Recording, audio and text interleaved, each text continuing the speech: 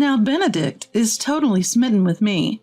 Ah, it's a crime to be this beautiful. You're kidding, right? Didn't you notice? He's mine now.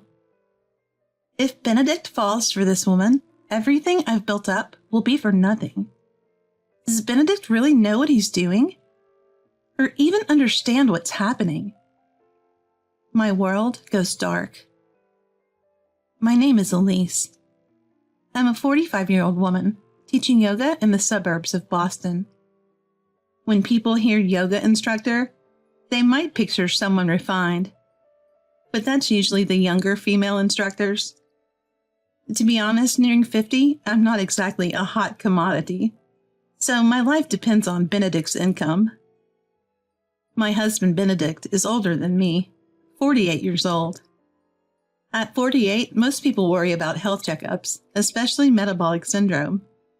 But not Benedict. He's fit and youthful, something I'm proud of.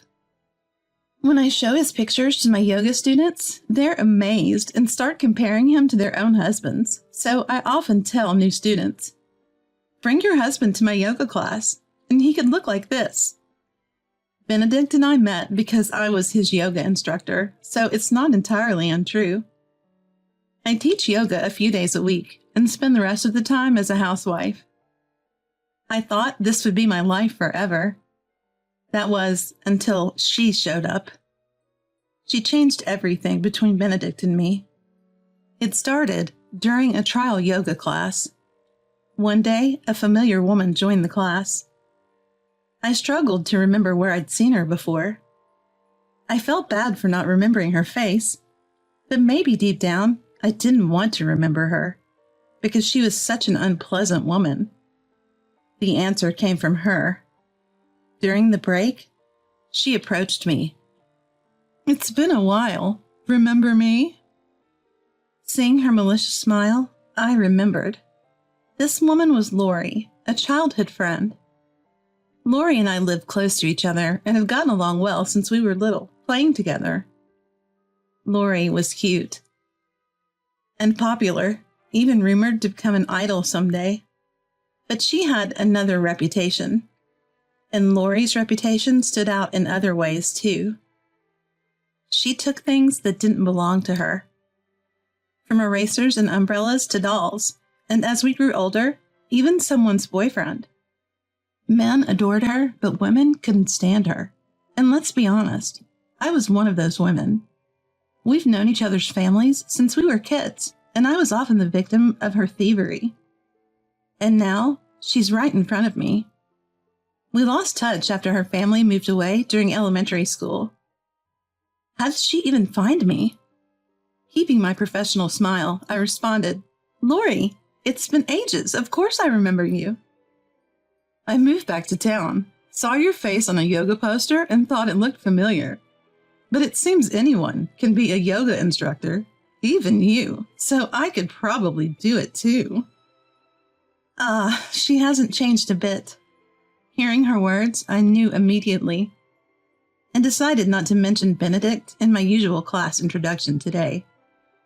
Having my life partner stolen at this age is no joke, and if anyone could do it, it's Lori.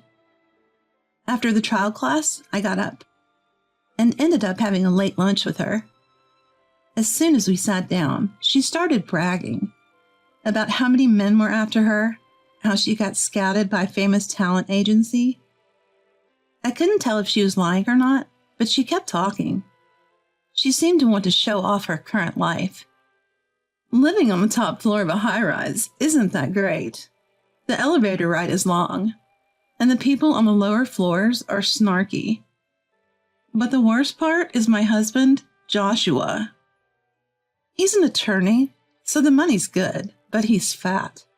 Thanks to him, I can be a housewife, but it's hard.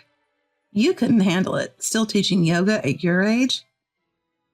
Her face was soaked in smugness. I bet she stole Joshua from someone else, too. I just listened, hoping she'd get bored if I didn't react.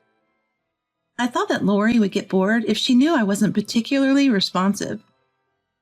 Did you get married? Really? What's your husband like? As plain and unimpressive as you? Her words made my blood boil. I felt like she was negating my happy, precious life. And I wanted to see her reaction when she saw Benedict. My husband is 48, but doesn't look it. My students often ask if he's in his 20s. He works for a foreign financial institution, so he makes a decent income. I showed her a picture of Benedict.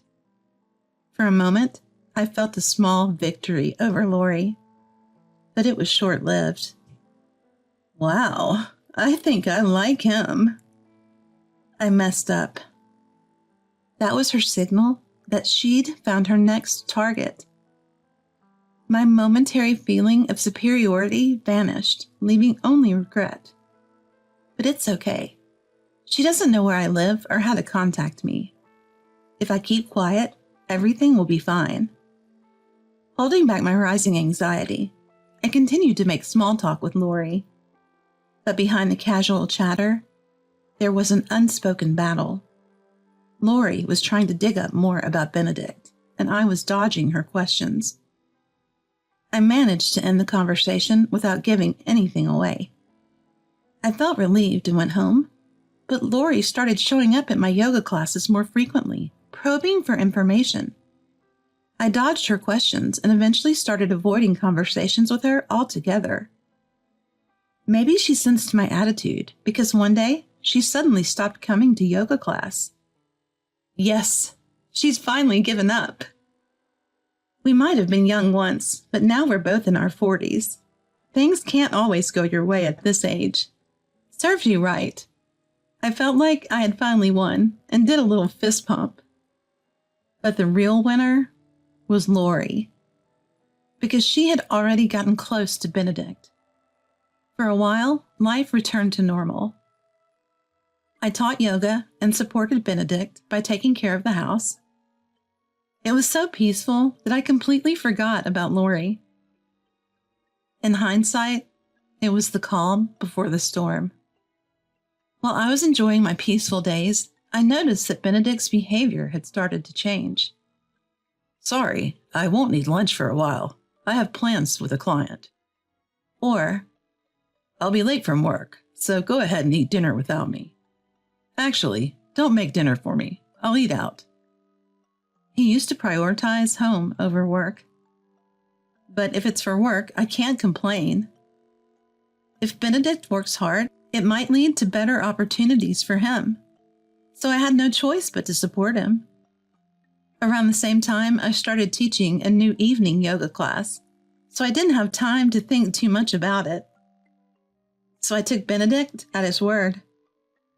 I was naive to think that both of us getting busier was a good thing.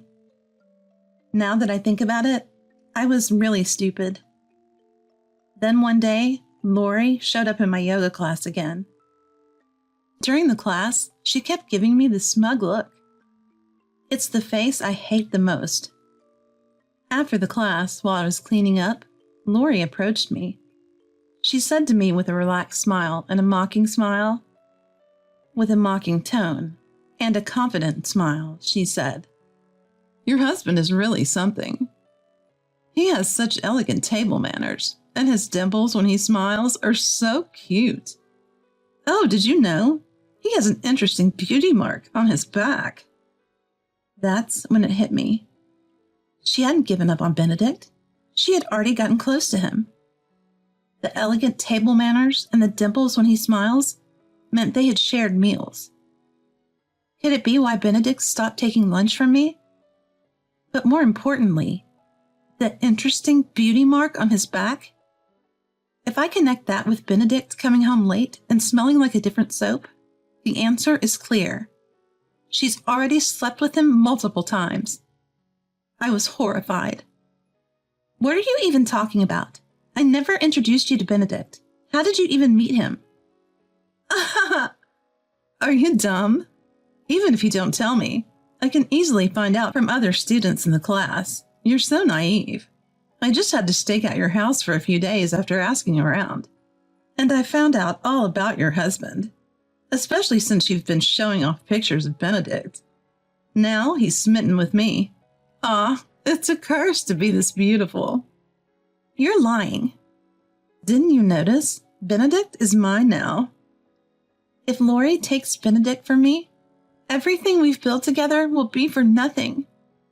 Does Benedict even know what's happening? Is he okay with this? My world went dark, thinking about the days that might be lost and about Benedict. Lori left, laughing so hard she was practically holding her stomach. I was left alone in the class. Calm down. First, I need to talk to Benedict. Maybe it's just Lori's delusion. Above all, I wanted to confirm how Benedict really felt. What will happen to what we've built together? And what do you think of me now? When I confronted Benedict after he came home, he bluntly said, "Sorry, everything Lori said is true. I might have done you wrong, but you're not innocent either.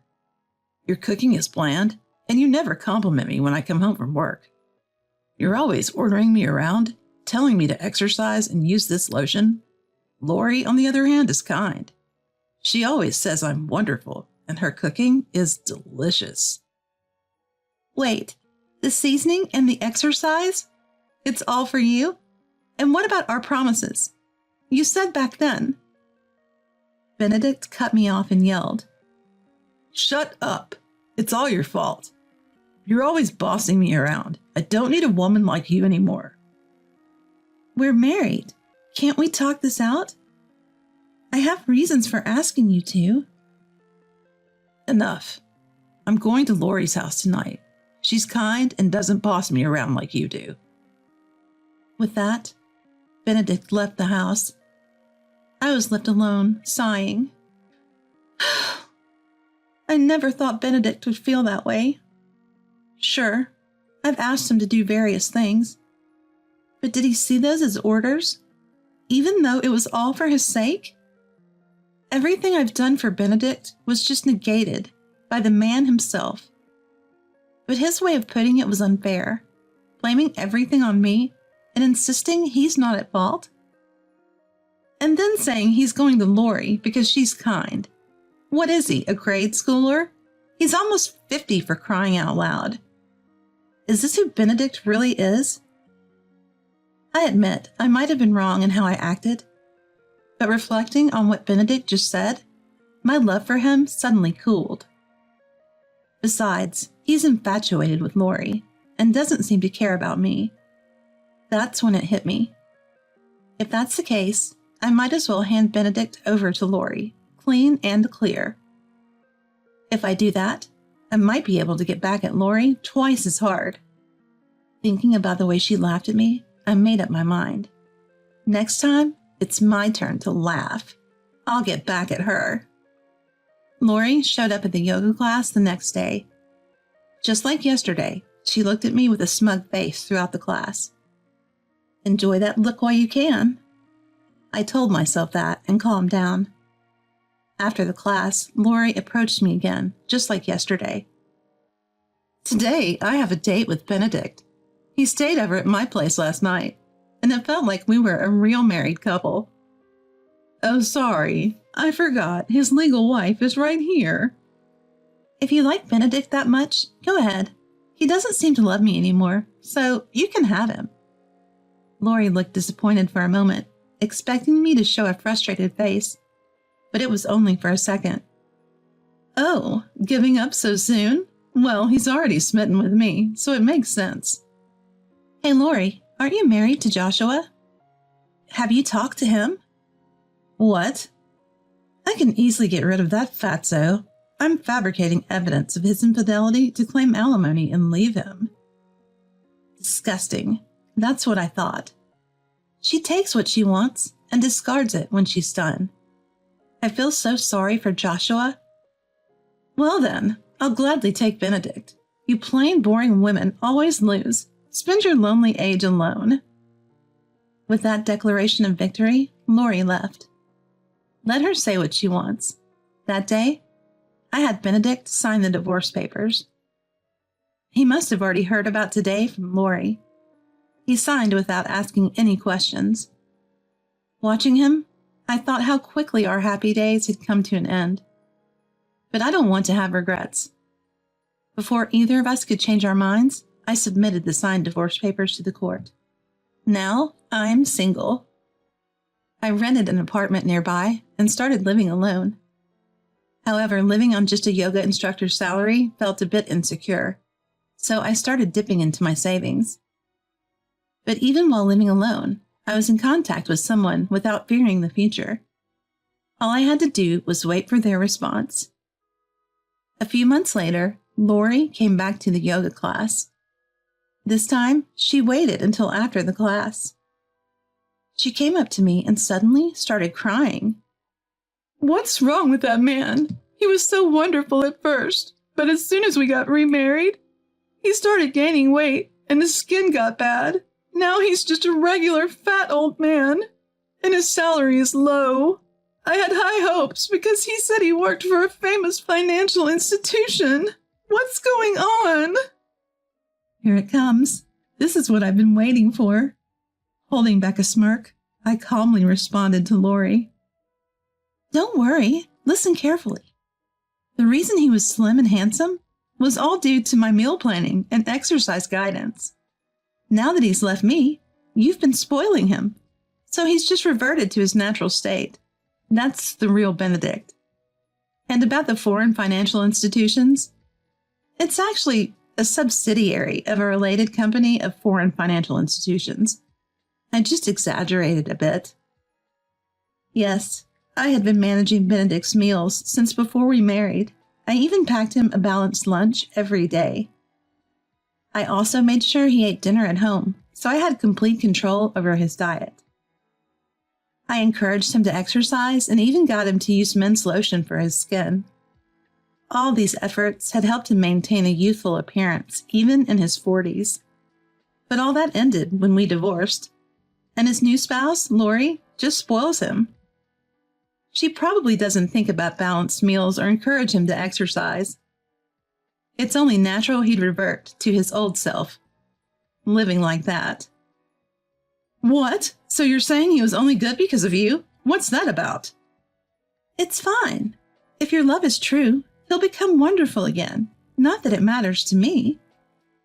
"No way. I don't want that fatso. Take him back." I'm amazed at how this woman can talk about people as if they're objects. But of course, I have no intention of taking him back. "Too bad. I have already found someone else to marry. Here he is." I showed Lori a photo of my new fiancé on my phone. The man on the screen was a well-built, kind-looking man wearing an attorney badge. "What? Who is this guy?" "He's amazing." "Hey, I'm a better match for him than you are. Let's swap, okay? How about Benedict for him?" Now it's my turn to laugh out loud. "Why don't you ask him yourself? Ask him to marry you, or, ask him to get back together with you, because this man is your ex-husband, Joshua." "What? How did Joshua turn into such a great guy? You're lying. And I can't stand the idea of you being with such a handsome man." Still saying that, huh? I was utterly amazed. I'm not lying. The person I'd been in contact with while living alone after divorcing Benedict was none other than Lori's ex-husband, Joshua. I was in contact with him, of course, to get back at Lori. First, I dramatically changed Joshua's appearance through meal planning and exercise. Of course, it was all to make Lori regret later. But this revenge is just the first step. The second step is yet to come. Did you forget that Joshua is an attorney? I've already told him about your attempt to fabricate his affair. You should be expecting a lawsuit for damages from him any time now. What? Oh, and from me too. I'm suing you for having an affair with my husband. And of course, I have the best attorney, Joshua. Ah! It's too late for Lori's small cry. Oh, I almost forgot. Benedict got his current job through a client from my yoga class. I've told them about this whole mess, and they were really disappointed. Who knows what will happen to Benedict's job now? Lori was speechless. I left her standing there and gracefully exited the class. Serves you right. You've taken so much from me, and now you've even taken away my husband. You got what you deserved. After some time, Lori had to pay a hefty sum in damages due to our lawsuits. She had to sell the luxury apartment she got from divorcing Joshua, and now she and Benedict are living in a cheap apartment. Just like I said, Benedict's salary got even lower due to his demotion, and now Lori has to work too. Some of my yoga students work at the same place as her, so naturally I've told them about Lori. My students are all saying things like, "What a terrible woman, Elise. You've been through a lot. We'll make sure she gets what's coming to her. I can't wait to give her a hard time." As for me, I happily remarried Joshua. Thanks to my dedicated meal planning and exercise guidance, he's undergone a dramatic transformation from his previous overweight condition and is even featured in magazines now. His legal practice is booming, and he's swamped with work, which is a good problem to have. Unlike Benedict, Joshua listens to my advice and appreciates it, so I'm even more motivated to prepare his meals. Oh, and the luxury apartment Lori had to give up? We're living there now. From the windows of our high-rise apartment, the building where Lori and Benedict lived looks so small, it's almost laughable. My revenge is complete. From now on, I plan to live a peaceful and happy life with Joshua.